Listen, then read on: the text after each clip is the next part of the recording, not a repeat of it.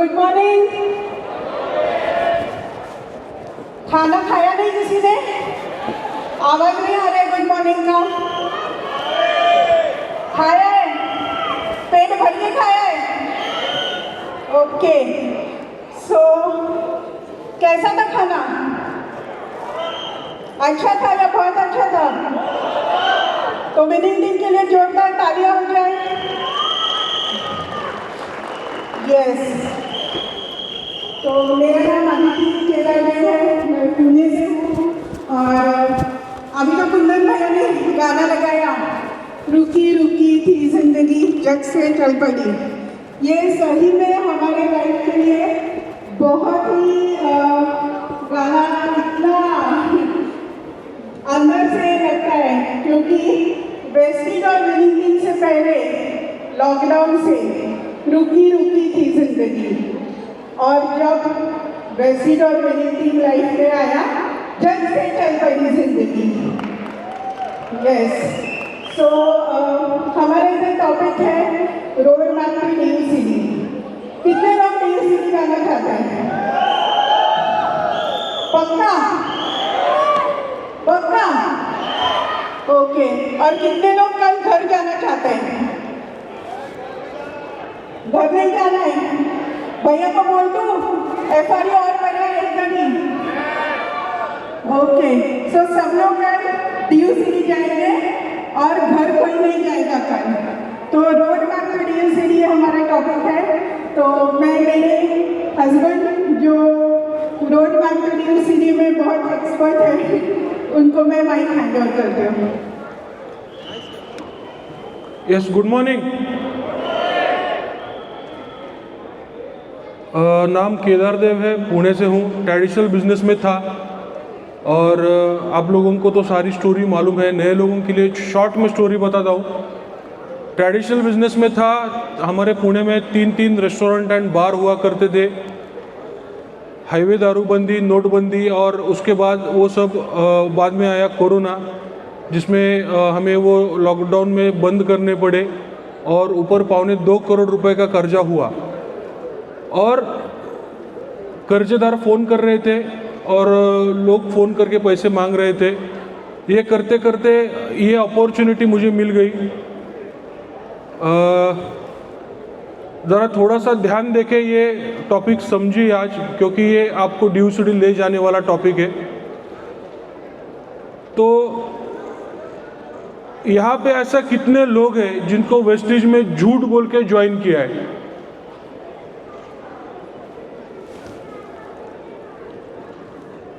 एक भी नहीं है। मैं ऐसा आदमी हूँ, मेरे पिताजी ने झूठ बोल के मुझे वेस्टिज में ज्वाइन किया और फिर मुझे बाद में ऐसा ही FRU अहमदाबाद 2 साल पहले देखा और वहाँ पे मैंने डिसीजन ले लिया कि अगले साल का FRU होगा तो वहाँ पे हम लोग DUCD करके ही रहेंगे और DUCD जाके ही रहेंगे, और पिछले साल हमारा सेलिब्रेशन हो भी गया।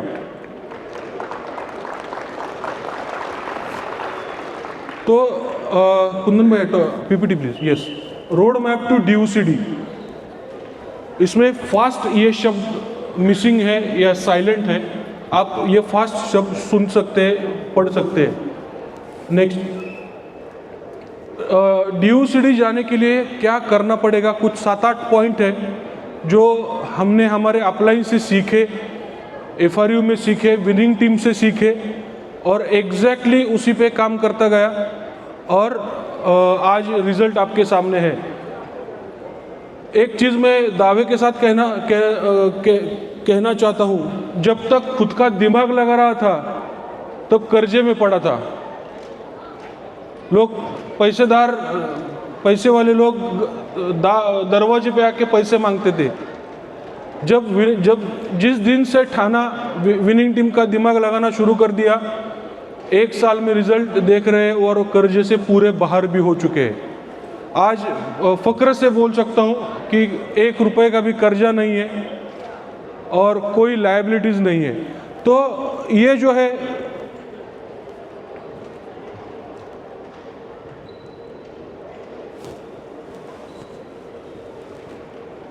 यहाँ पे अभी नए लोग भी बहुत सारे हैं।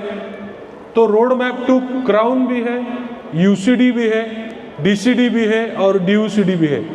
पिन आप कौन से भी चाहे ले लो, चेक साइज आप कौन सा भी चाहे ले लो, यही रोड मैप है। इसी पे आप अगर काम करेंगे तो क्राउन भी हो जाएंगे, UCD भी हो जाएंगे, DCD भी हो जाएंगे और सबसे आखिर DUCD भी हो जाएंगे। तो क्या है सबसे पहला point, identify a painful dream which is uncompromisable and backed by fear. हमें कल से हम लोग देख रहे हैं ड्रीम की परिभाषा, ये हम लोगों ने ड्रीम सुना है, देखा है, तो वो आज हमें आइडेंटिफाई करना होगा। आज आप जब घर में जाएंगे, होटल में जाएंगे या कहीं भी आप रात गुजारने के लिए जाएंगे, तब वहाँ पे आप एक खुद से सवाल पूछे कि ऐसा मेरा कौन सा पेनफुल ड्रीम है कि इसलिए मैं वेस्टेज बिजनेस करूँ। वो पेनफुल ड्रीम हमें पहले आइडेंटिफाई करना होगा, उसको लिखना होगा।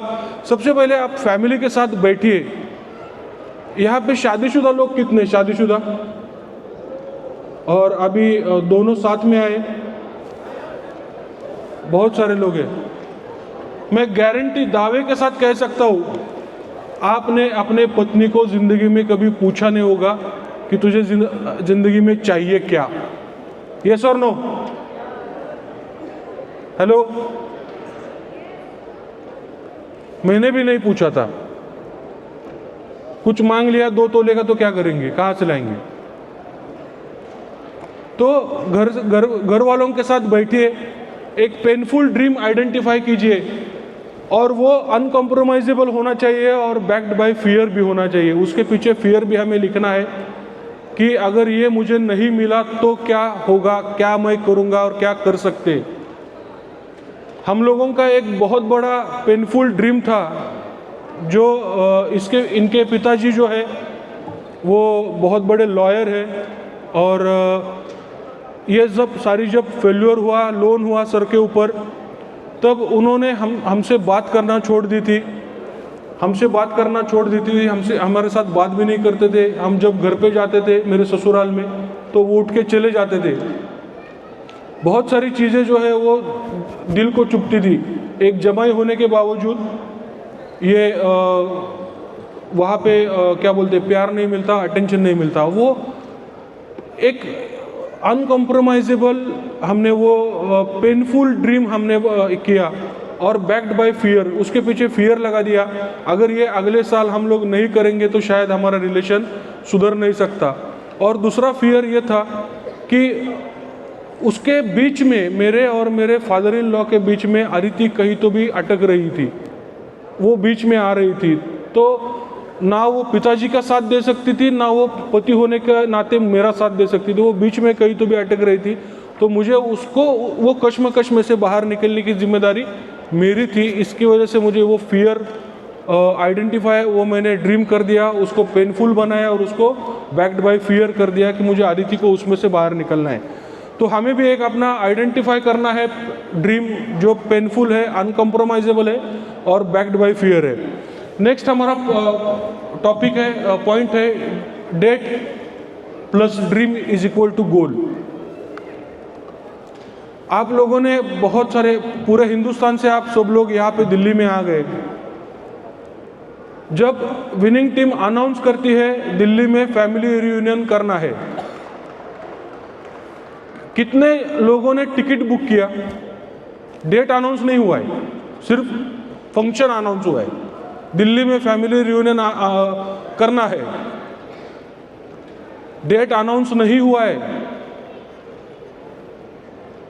सिर्फ फंक्शन हो गया है, करने वाले हैं।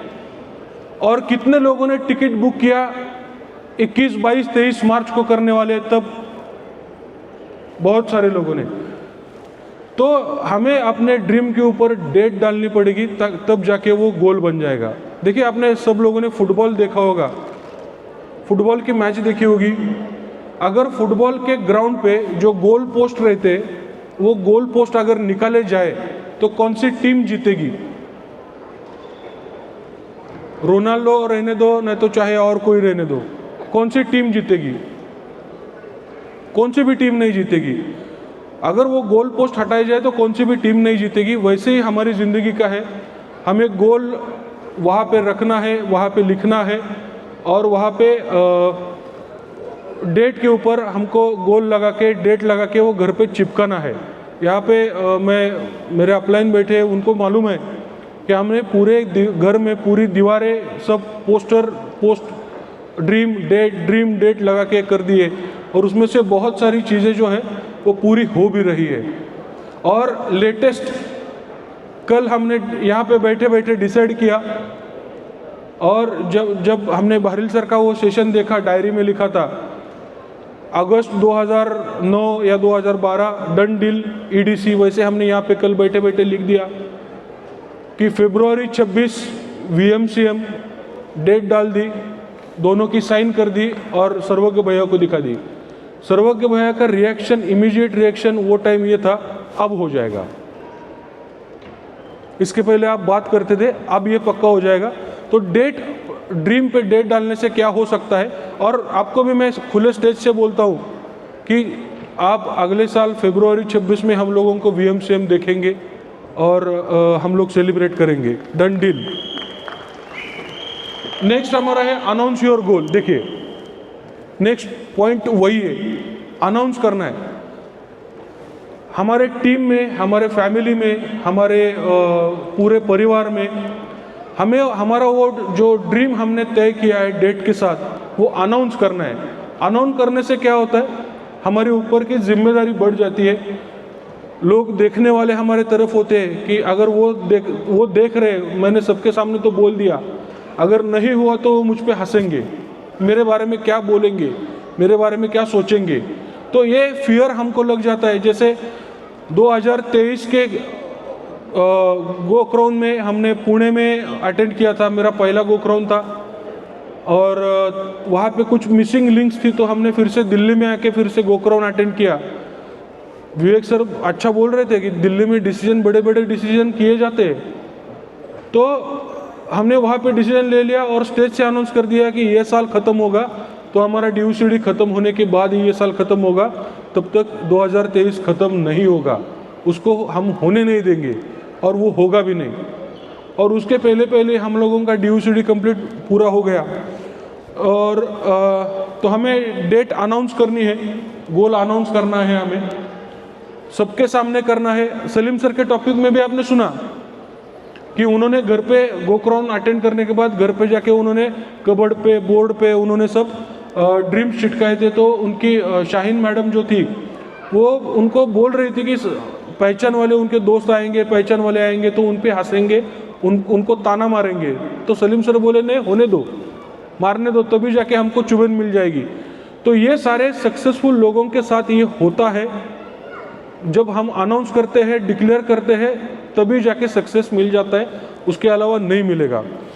नेक्स्ट पॉइंट है डेवलप राइट माइंडसेट। यहाँ पे बहुत सारे लीडर्स ने स्टेज पे आके बोला माइंडसेट हमें करना चाहिए। कौन से माइंडसेट हमें करने चाहिए? बिजनेस माइंडसेट हमें सबसे पहले सुधारना चाहिए, फिर हमें खुद का पर्सनल माइंडसेट सुधारना चाहिए। अभी बहरील सर का बहुत बढ़िया टॉपिक हुआ झुंझुने वाला,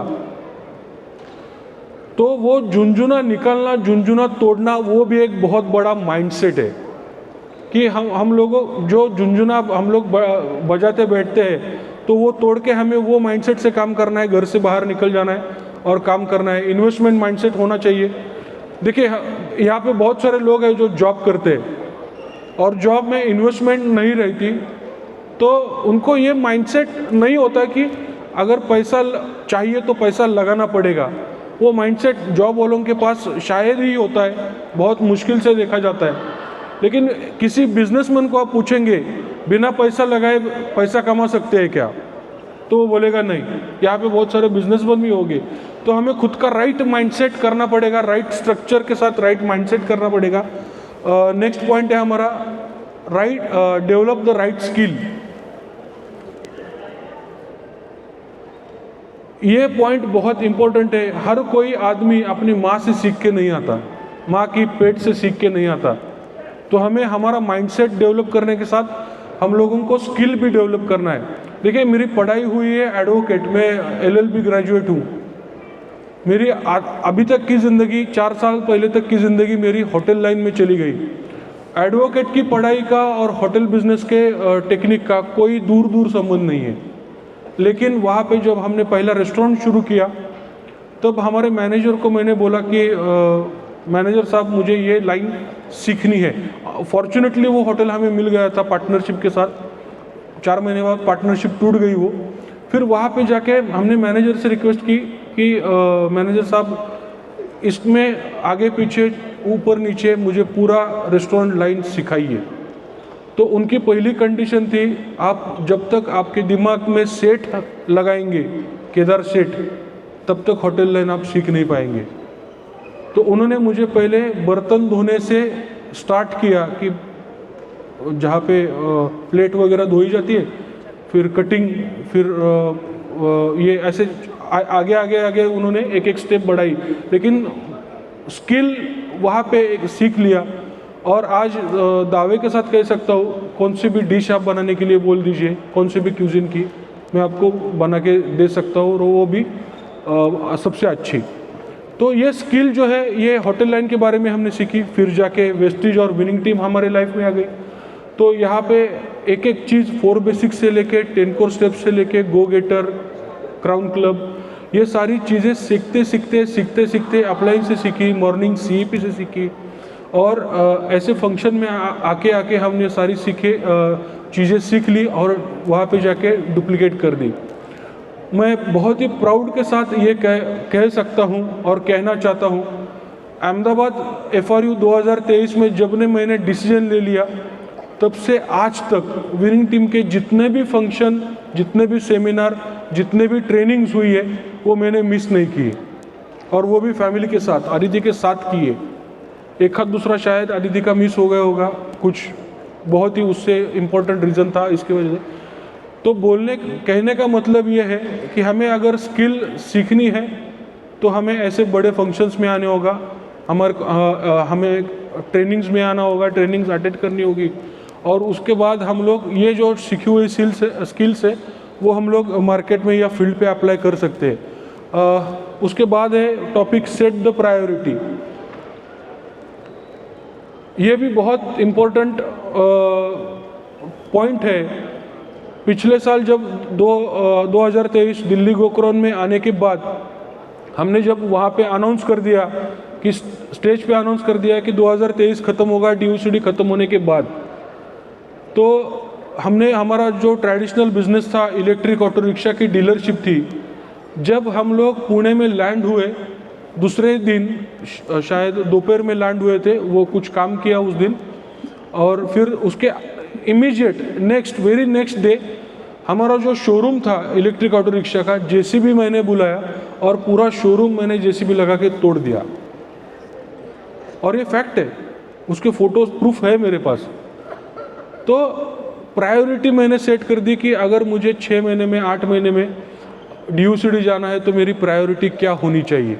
हमारा प्राइमरी ब्रेड एंड बटर था इलेक्ट्रिक ऑटो रिक्शा का शोरूम, तो पहले वो हमने तोड़ दिया, और अब जाके जो बोलते हैं ना कि अगर पीछे के दोरी अगड़ा तोड़ देंगे तो हमारी ग्रोथ आगे निश्चित होने वाली है।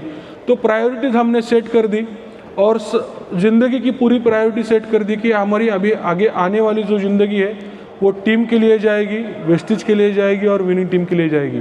तो ये प्रायोरिटीज़ हमें सेट करनी होगी। बारिल सर का 13 इसेंशियल में बहुत बड़ा उन्होंने एक किस्सा बताया कि प्रायोरिटीज़ सेट करने के लिए क्या करना चाहिए। अगर पतले पतले दस्त लगे हो और पायजामे का नाड़ा खुल नहीं रहा हो, तो हमारी प्रायोरिटी क्या होगी, नाड़ा खोलने की, या फूट जाए, टूट जाए, या पायजामा निकल जाए।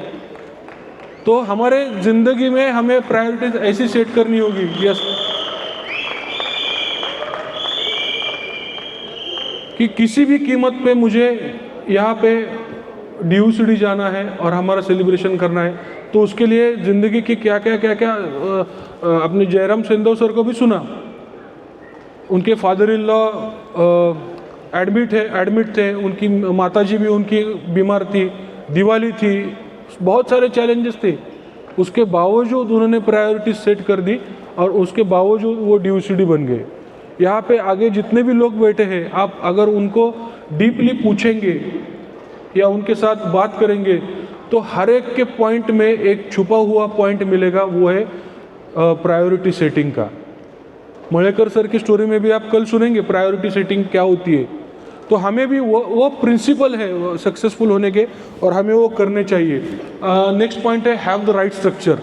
स्ट्रक्चर के बारे में कल बहुत सारी अच्छी बातें हुई कि हमें हमारा स्ट्रक्चर जो है वो प्रॉफिटेबल कैसे हम लोग कर सकते हैं, उसके बारे में हमारे एक्टिव ग्रोइंग अपलाइन जो भी है उनके साथ बैठ के हम लोग आने वाला स्ट्रक्चर कैसे एडजस्ट कर सकते हैं ताकि मैक्सिमम हम उसका बेनिफिट कर सके, वो स्ट्रक्चर हमें बनाना पड़ेगा। क्योंकि अगर देखिए कोई बिल्डिंग बनती है तो सिविल इंजीनियर आर्किटेक्ट उसका प्लान बनाते हैं, अगर वो प्लान में अगर कोई कसूर हो जाता है तो बिल्डिंग बन नहीं सकती या बिल्डिंग टिक नहीं सकती। वैसे ही हमारा भी है, हमें राइट स्ट्रक्चर वहाँ पे बनाना पड़ेगा। और नेक्स्ट हमारा पॉइंट है क्रिएट मोमेंटम, इंक्रीज मोमेंटम आणि मेंटेन मोमेंटम। बारिल सर हमेशा बोलते हैं मोमेंटम किससे शुरू होता है, मुझसे शुरू होता है। हमारे ग्रुप में मोमेंटम नहीं है क्योंकि मुझ में मोमेंटम नहीं है। तो हमें मोमेंटम बनाना पड़ेगा, मोमेंटम बढ़ाना पड़ेगा और मोमेंटम टिकाना पड़ेगा। ये हमारे सागर सर ने बहुत अच्छा एक पॉइंट बोला है। ये मूवी किस किस ने देखी है? 95-98 में ये मूवी आई थी स्पीड।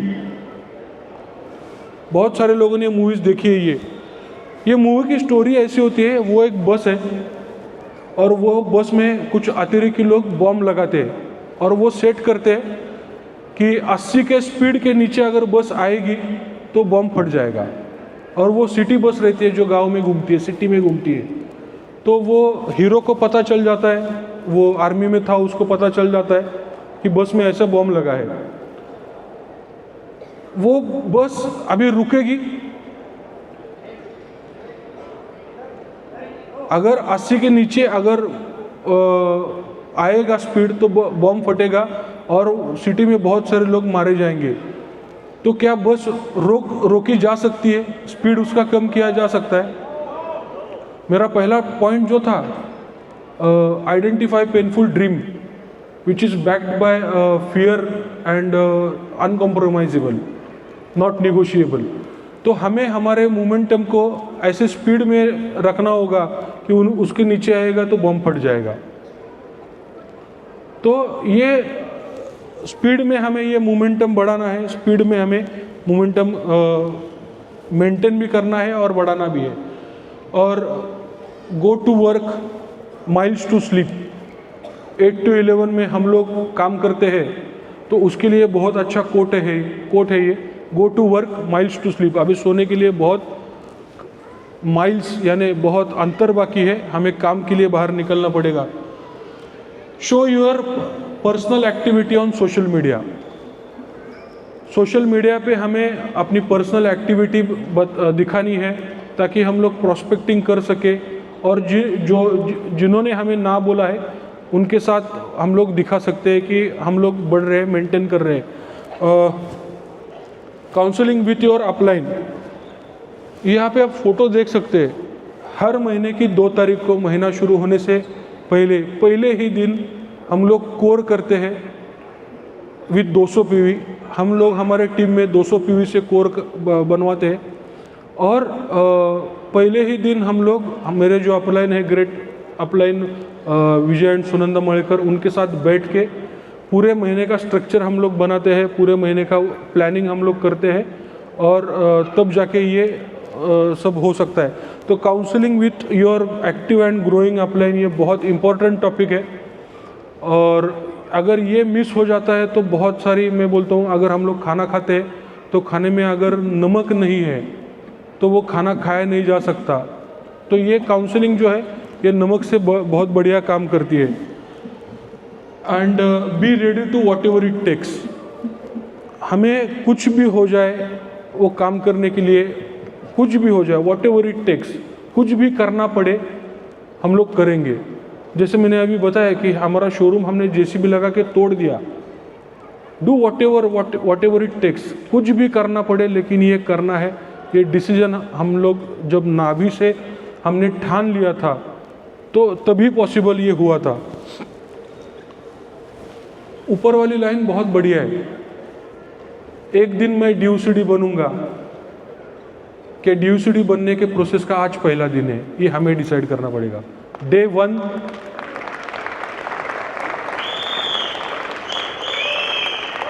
1 डे और डे 1 डे और डे 1 ये हमें खुद डिसाइड करना पड़ेगा। और मैं ये कुछ पंक्तियाँ, एक 4 लाइन की पंक्तियाँ कहीं सुनने को मिली थी, तो मैं प्राउड के साथ वो आपके साथ शेयर करना चाहता हूँ।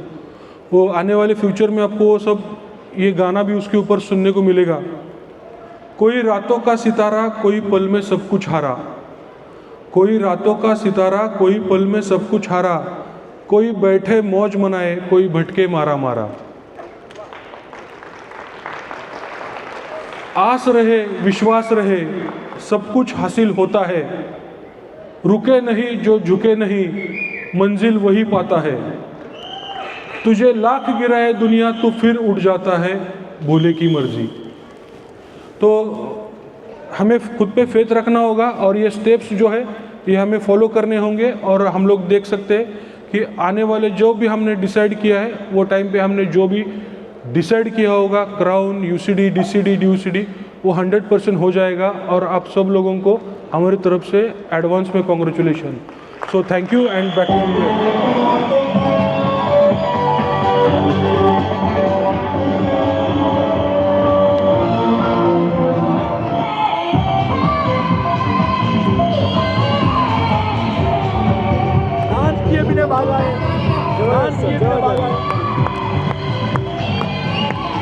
आजचापर्यंत सगळ्यात खतरनाक। Thank you sir, thank you.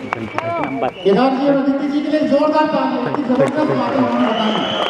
काम है, तालियां, एक्चुअली काम है, जोरदार तालियां। बहुत बढ़िया, बहुत थैंक यू, बढ़िया, thank you, thank you. Excellent, बहुत बढ़िया, वेरी गुड। राइट, तैयार हैं अगले स्पीकर को सुनने के लिए? तैयार हैं?